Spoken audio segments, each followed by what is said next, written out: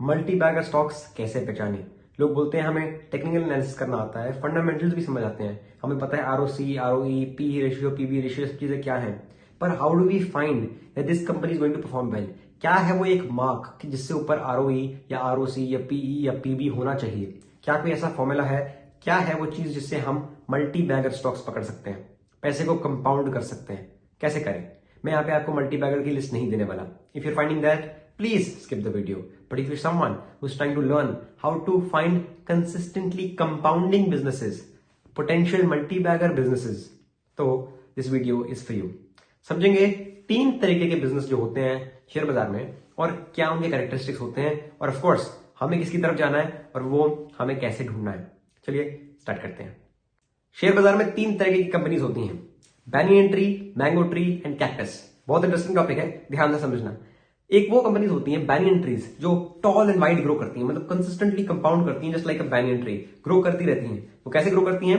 Firstly high ROCE return on capital employed, and secondly high profit and sales growth. अब ध्यान सुनिएगा बात को। बहुत लोग बोलेंगे बात तो हमें पता थी, बट एक्चुअली नहीं। लोग कहां गलती खाते हैं, ध्यान सुनिएगा। और जिनको नहीं पता वो कहां पे चीजें देख सकते हैं, let me show you. screener.in एक वेबसाइट है, इस पे आप फिल्टर आउट कर सकते हो ये चीजों को और देख सकते हो वहां पे जाके कि आरओई आरओसी कितना है, एंड फिल्टर भी लगा सकते हो हाई आरओसी कंपनीज का और हाई ग्रोथ कंपनीज का। तो वही कंपनी आपके पास आएंगी जो ये क्राइटेरिया में फुलफिल होती हैं। बाकी 5, 6, 7 हजार स्टॉक्स आपको एनालाइज करने की जरूरत नहीं पड़ेगी, काम आपका हो जाएगा आसान। बट ध्यान से समझिएगा कि high ROC plus high growth का मतलब क्या है। जब तक धंधा समझ नहीं आया तब तक शेयर बाजार समझ नहीं आ सकता है, because buying a stock is equivalent to owning a business, only then you will be able to make money. ध्यान से समझिएगा, बिजनेस को एंड बिजनेस अंडरस्टैंडिंग को तभी शेयर में पैसा बनेगा। अब समझिए हाई आरओसी का मतलब क्या है, रिटर्न ऑन कैपिटल एम्प्लॉयड। जो भी धंधे में कैपिटल लगा है, एम्प्लॉय हुआ है, उस पर कितना रिटर्न बन रहा है। मैं 100 रुपए में 20 रुपए कमाता हूं, मेरा रिटर्न ऑन कैपिटल 20% हो गया। पर अब अगर मैं 20 रुपए को री इन्वेस्ट करके 120 बना के फिर 20% नहीं कमा पा रहा हूं, ग्रो नहीं कर पा रहा हूं, तो मैं एक बैनियन ट्री की तरह कंपाउंड नहीं कर पाऊंगा। क्यों? मैं मल्टी बैगर नहीं बन पाऊंगा। क्यों?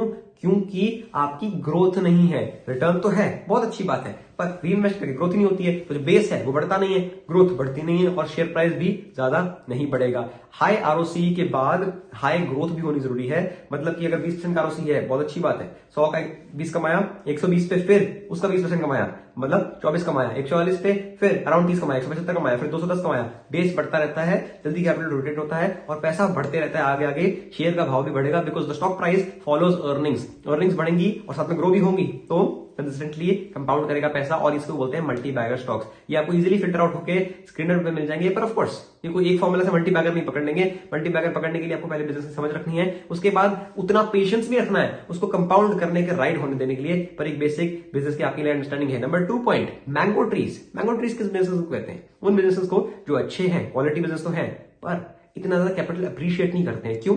क्योंकि ये थोड़े स्टक हो जाते हैं। आपको एग्जांपल दूं तो कोई कंपनी की बहुत हाई आरओसीई है, बहुत हाई रिटर्निंग बिजनेस है, 100 रुपए लगा के 50 रुपए कमाते हैं, 50% आरओसी, ये वो यूजुअली एफएमसीजी कंपनीज होती हैं, बहुत हाई रिटर्निंग बिजनेस है, बट ग्रोथ बिल्कुल फीकी। क्यों? क्योंकि सैचुरेशन पॉइंट आ चुका है। फॉर एग्जांपल जो कंपनीज टूथपेस्ट बनाती हैं या साबुन बनाती हैं या समझिए आप ऐसा कुछ चीज बनाती हैं एफएमसीजी की प्रोडक्ट, आप एक दिन में कितनी बार टूथपेस्ट लगाएंगे, कितनी बार ब्रश करेंगे या कितनी बार साबुन लगाएंगे?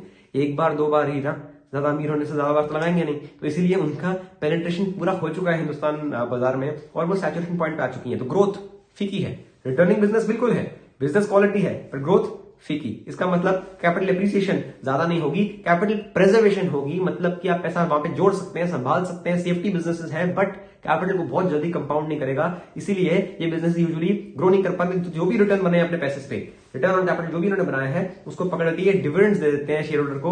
और डिविडेंड मतलब कि आमरस, जैसे तभी इसको मैंगो ट्री कहते हैं, क्योंकि आमरस मिलता है इन्वेस्टर्स को, वो खुश हो जाते हैं, they enjoy the juice of the fruit, they think that we are doing good, but actually they not really doing good, because capital सिर्फ प्रिजर्व हुआ है, कैपिटल क्रिएट नहीं हुआ है, वेल्थ क्रिएट नहीं होती है वहां पे। ये बिजनेस सिर्फ क्वालिटी होते हैं पैसे टिकाने के लिए, यूजुअली लार्ज कैप स्टॉक्स और एफएमसीजी स्टॉक्स में ये किस्सा रहता है। थर्ड बिजनेस होते हैं कैक्टस, जिसको ग्रूसम बिजनेस भी कहते हैं, एकदम बेकार। कैक्टस के जैसे इनकी थॉर्न्स आपको बहुत तेज चुभेंगे, and every investor should stay away from this businesses. Example simple है, लॉस मेकिंग कंपनीज हो, स्टे अवे। कोई भी कंपनी का नेगेटिव आरओसी या आरओई दिख जाए, स्टे अवे। इसका मतलब सिंपल है, कंपनी पैसा नहीं बना रही है, क्योंकि जो भी रिटर्न लगा है कैपिटल पे वो माइनस है। नेगेटिव है, मतलब कि कैपिटल जो भी लगा उस पर कोई रिटर्न नहीं बन रहा है, नेगेटिव में जा रहा है, कंपनी खुद नहीं कमा रही तो आपको तो बिल्कुल कमा के नहीं दे पाएगी। Please stay away. अगर प्रॉफिट ग्रोथ या सेल ग्रोथ नेगेटिव है, अगेन स्टे अवे, क्योंकि मतलब सिंपल है, कंपनी ग्रो स्लाइटली क्या कर ही नहीं पा रही है, डी ग्रोथ हो रही है, कंपनी कभी भी आगे नहीं बढ़ पाएगी। सिंपल टर्म्स है, screener.in पे सारे आपको मिल जाएंगे, आप फिल्टर आउट भी कर सकते हैं और सब कुछ देख सकते हैं बहुत इजीली। 7-8 हजार स्टॉक्स को एनालाइज करने की जरूरत नहीं है, आपका काम हो जाएगा आसान और बहुत इजीली आप आगे बढ़ पाएंगे, क्योंकि आप सिर्फ अच्छे नाम्स पे ही ट्रेड करेंगे या इन्वेस्ट करेंगे, काम आपका हो जाएगा जी आसान। पर ऑफ कोर्स इसके बाहर भी बहुत चीजें हैं, बाजार में पैसा कमाने के लिए आपको बहुत डिसिप्लिन होना पड़ेगा, पेशेंस से बैठना पड़ेगा। अगर आपने एक भी बैनियन ट्री स्टॉक पकड़ लिया, मतलब कि कंसिस्टेंट कंपाउंडर पकड़ लिया, जो मल्टी बैगर हो सकता है, पूरी जिंदगी आपकी बना सकता है, पर तभी बनाएगा जब आप उसको टिक के पकड़ के बैठेंगे और समझेंगे।